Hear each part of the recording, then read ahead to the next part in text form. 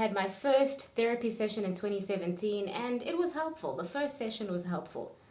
I went back for a second session, and then somewhere along the way, I just felt like I wasn't connecting with my therapist after the second session, and I just stopped going. So by the end of 2017, I actually kind of felt good. I went away to Cape Town with friends.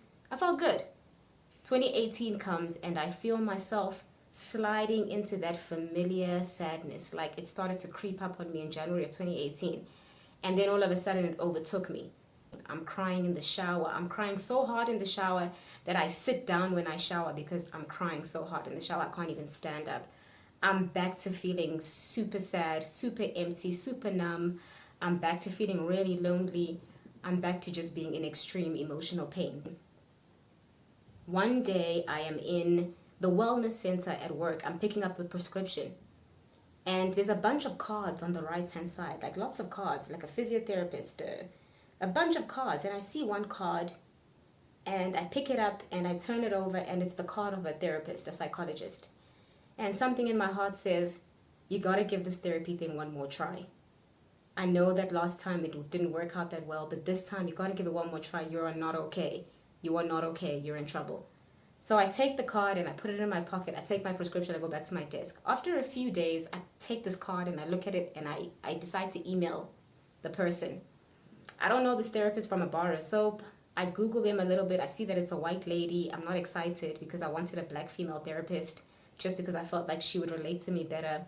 But I'm desperate. I know that I need help. My mental state, my emotional state is deteriorating. I'm in a bad place. Look, I'm not excited that it's a white therapist. Sorry if this sounds racist, but I'm like, oh, I'm not excited that this is a white therapist. But you know what? I'm desperate.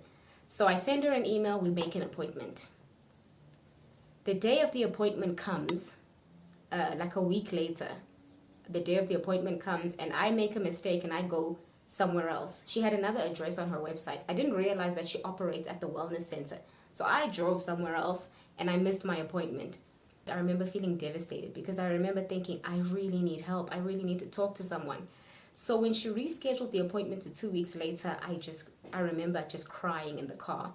I'm very dramatic when I'm emotional. So I remember being in the car and I was crying and I was banging the steering wheel and I was shouting at God. I was like, God, I need help now. I need help now. I need help now. And I remember threatening God. I was like, this lady better be able to help me. She better be able to help me because I've been feeling like crap for years. Help me. I need help. And I was banging on the steering wheel and I was crying. I don't know why I was being so dramatic, but that's what was happening. So eventually, the day of the rescheduled appointment comes on the 1st of February 2018. At this point, I am at my lowest point. I am distraught. I feel like I'm literally on the verge of a breakdown. I can't take it anymore. I step into her office and she asks me, why are you here? And I say to her, my father has Alzheimer's and he's dying. And I'm so sad. I feel so sad all the time. And I burst into tears. And I do my hunched over, bawling kind of crying.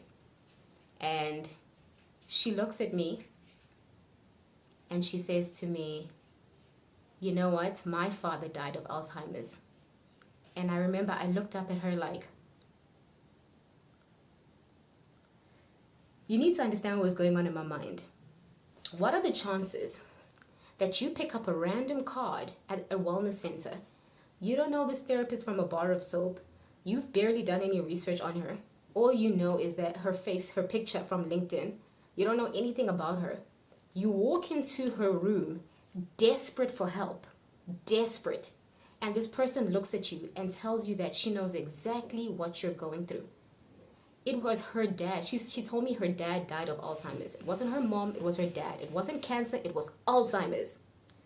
I remember when she said that to me, I just immediately knew this is a divine intervention from God. When I was banging my fists on the steering wheel, when I was saying to God, help me, I need help now. Help me now, I can't take this anymore. He heard me. He heard me, and help was on the way. She was the help that was on the way. God was there. I just knew that God had connected us, because what are the freaking chances? She proceeds to tell me something that I needed to hear. She said to me, I'm going to tell you something that you need to hear.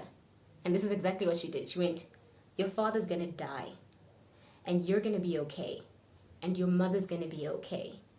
And when she said it, I just believed her. In that moment when she spoke those words, suddenly the darkness started to lift. I felt like there was a light at the end of the tunnel. I was like, here's this person who's been through exactly what I'm going through. And here she sits and she's telling me it's going to be okay. Well, she made it, so maybe it is going to be okay.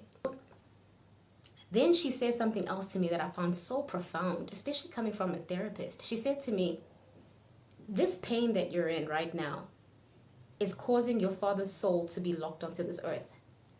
You are in so much pain that he is unable to leave this earth. You are not releasing him, and you need to release him. This pain that you're in is causing his soul to be stuck on this earth. And I got what she was saying. But I was also shocked because I don't know. I don't associate white people as like being the most like spiritual people in the world. So I couldn't believe this white lady was like talking spiritual things in a therapy session. So I really held on to what she said, you know. By the time I walked out of that therapy session on the 1st of February, 2018, 9 a.m., all the heaviness from 2013 to the 1st of February, 2018, everything, it just lifted in a moment. I went from being in pain and sad and anxious and depressed and grieving and crying from 2013, 2014, 2015, 2016, 2017 to the beginning of 2018. And in a moment, I suddenly believed that things could get better. And in that moment, everything lifted, the heaviness lifted. I went back to my desk at peace. I went back to my desk knowing that I had released my father. 2 hours later, my mother phoned me and she told me that my father had passed away.